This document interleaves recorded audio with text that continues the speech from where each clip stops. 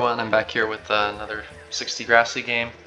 I got a bit too tired of 10s and now I wanted to actually start a new series on this channel. I'm going to make a Road to 2K series on 60 Grassy, try a bunch of different books, play hopefully a bunch of different opponents, and the goal is to just create an instructive series where you guys can learn a little bit from different types of games, short games, long games, games with flight, games with glide, you know, whatever it may be.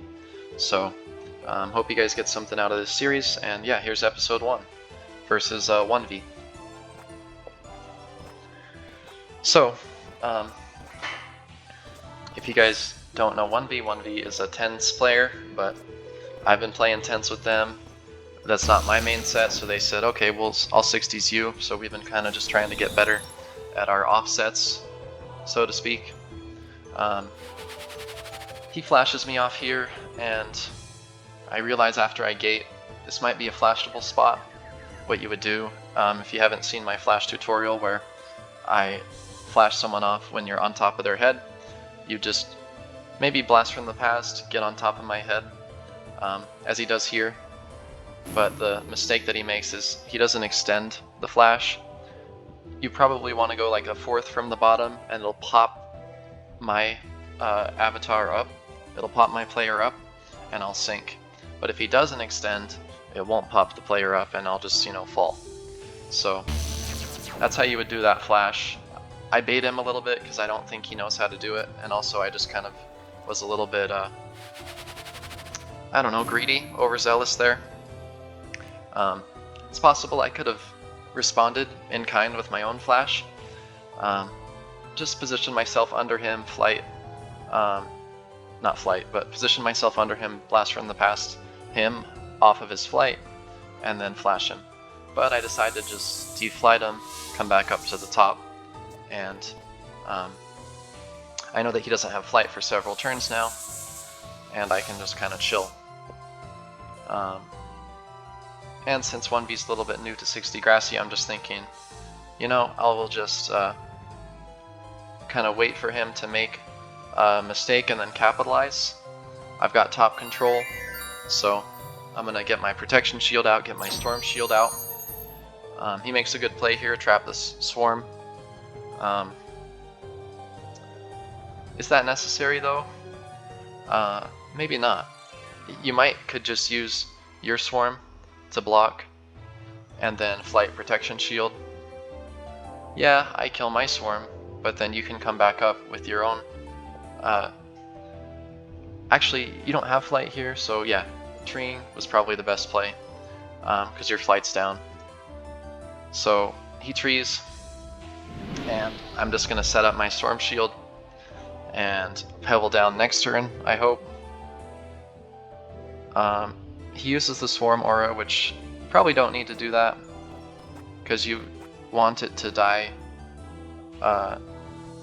less quickly, right? You want it to die slowly because you're trying to stall a little bit.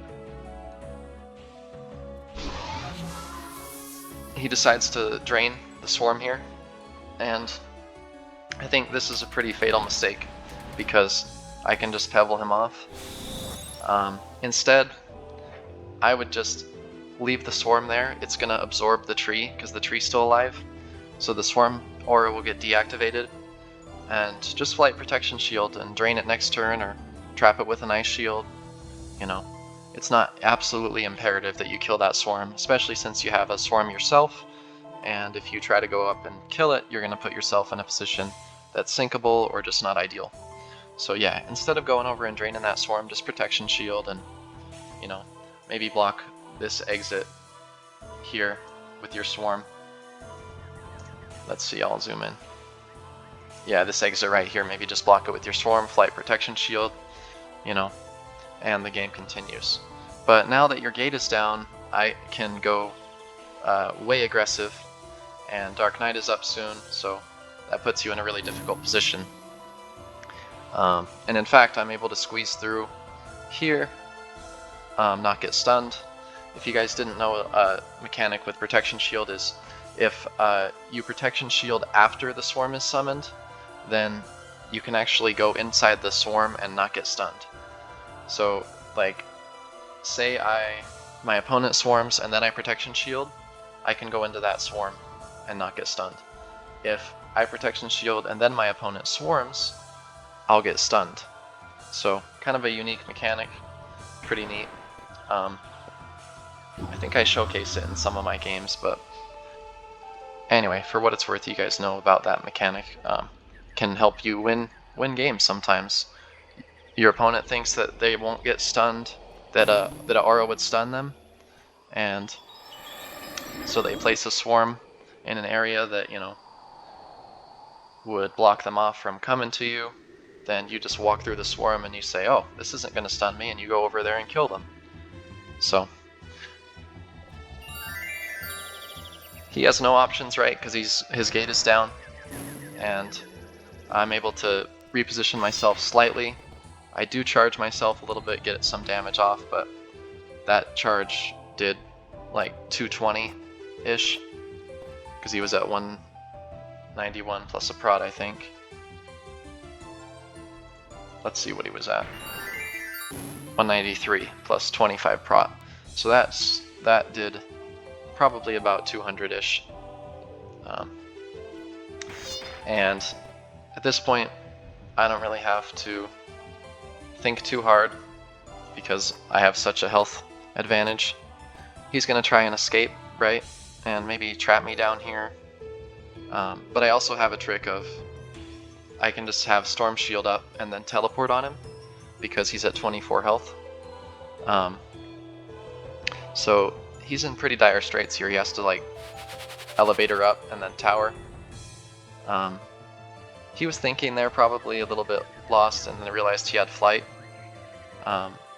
Otherwise, swarm elevator might have been a good idea, but I don't even think that works. So yeah, here he blocks at the peg, but I could actually teleport on him, or I elect to kill the swarm, blast from the past through this tree, and then kill him. So yeah, pretty short game, but also, you know, the goal is to be instructive here. And I would say, you know, 1v, if you're watching this, instead of draining that swarm, just flight and prot, you know, block with your own swarm. You're not in a lost position on the side, so you don't need to make these kind of aggressive moves. You can just chill. And you've got your own swarm out, so we're kind of even on the minion count. Not to mention that the swarm aura would absorb the tree, like it was still alive, so it's not like I would have been able to take you with the swarm after you flight prot. But yeah, positioning yourself in that way is a bit precarious, and it didn't work out for you. And now that your gate's down, I was able to trap you with the Dark Knight, so that ultimately lost you the game, to give up a gate on a turn where I have Dark Knight available and I can get to you and trap you in a way that you can't get out at all. So, and that flight trap, by the way, just so you guys know,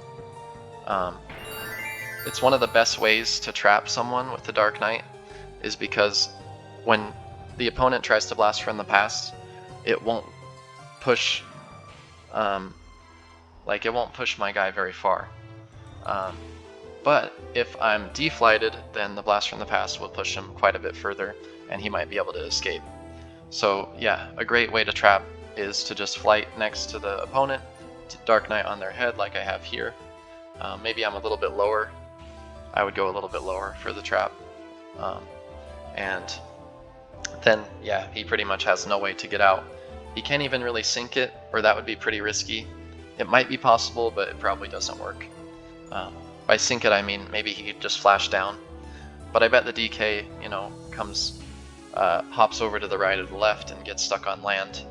And what he's accomplished there is just sank himself. So, yeah, all in all, just be careful about that turn going close to the edge and draining the swarm. Just, you know, let the swarm be, keep developing, make simple moves, flight prot, you know, get a Pegasus out next. Maybe you ice shield the side to help trap my swarm. And there's a lot of different plays that you could have done that would have been a bit more safe in that position. But yeah, anyway, guys, able to get this win. Hope you enjoyed the first episode of the the road to 2K series. There will be more to come. And yeah, I will see you guys in the next video. Let's just get this win real quick. Boom. Good game. Alright, peace out.